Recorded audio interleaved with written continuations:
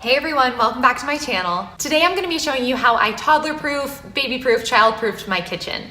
We have an almost 1.5-year-old and he gets into everything. So to keep him safe, we had some tweaks to make, and we actually have done this 2 times in the whole 1.5 years he has been alive, because we did it in our old house and then we moved. So we've recently done it all over again in our new kitchen.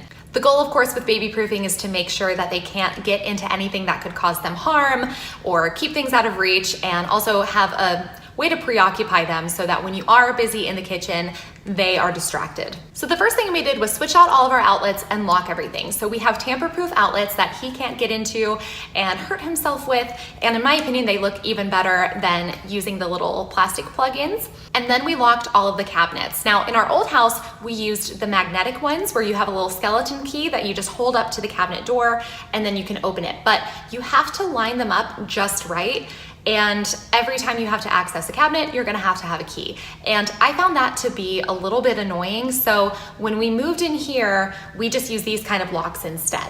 The people who lived here before us had children, so some of them were actually already installed, and then we just did the rest. But we have one piece of furniture, our buffet table, that still has the magnets from the old house, so we just kept that the way it is. Now, the other kind of locks are not without their faults either. They do come off sometimes, or at least ours have. They're secured with an adhesive right now, so we're gonna go in with screws and reinforce them. The next kind of locks we have are for our trash can and our dishwasher. They are the same lock, we just use them 2 different places. So first it started with the trash can because he was getting into it all the time. And next he was getting into the dishwasher when I was loading it or unloading it.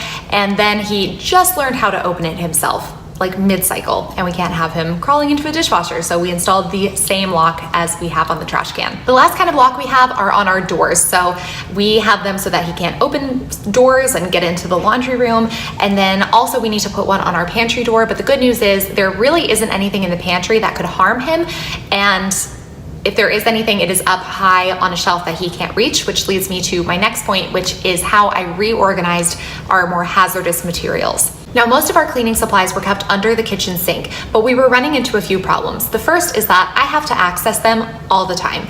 And when I do, I have to unlock the cabinet and my son would be right there trying to get into the cabinet.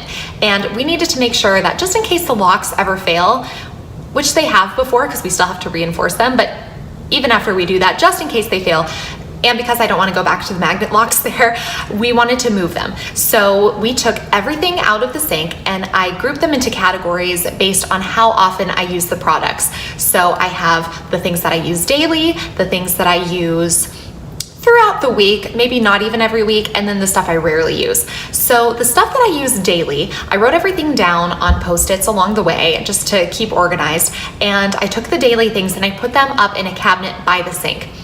The stuff that I use less often, I put in the pantry up on a high shelf that I have to reach, so I know my son can't get to them. And then the stuff that I rarely use, we moved into a cabinet in the laundry room. The stuff I use daily are things like my dishwasher tabs, my cleaning sprays, which are my disinfectant spray, my granite spray, an all-purpose spray, and I keep a stainless steel spray in there too, which truthfully I don't use daily, but I use it often enough that I thought it should be there. And then I also keep my microfiber towels there too. I use e-cloth towels, but I also have some others from Target or other places here and there that I keep in that cabinet. When I'm done with the microfiber towels, I take them and I throw them under the sink, which is still locked.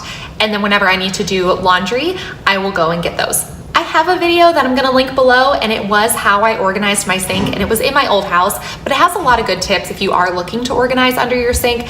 And I used to use a little bar, a little tension rod, and then have a tiny hamper made out of a basket hanging there that I use to keep my dirty rags in as well. The things that I use less often are my wood cleaning spray, my glass cleaning spray, because usually I just use a microfiber and water, and things like my wipes that I use on the couch because they're leather cleaning wipes, and those are the things that I keep in the pantry. And then in the laundry room, they're just things that we hardly ever use. I also discovered through this process that I have way more cleaning supplies than I need, so I'm just using up what I have, and then I'll be left with less when I'm done with that. And the last thing we have is a learning tower for him, and I'm so excited about this. I've wanted one for a long time. We found it on a Father's Day sale, and there is an IKEA hack for this as well. I'll link both down below. But anyway, it gives him a safe place to stand at the counter and he can play with toys or watch what I'm doing while I'm cooking or cleaning. So that's just one more way for him to be distracted so he's not getting into stuff that could harm him. I'm I'm so happy with how everything has turned out. I thought that it might be frustrating reaching up into a cabinet to try to get all of the things that I've spent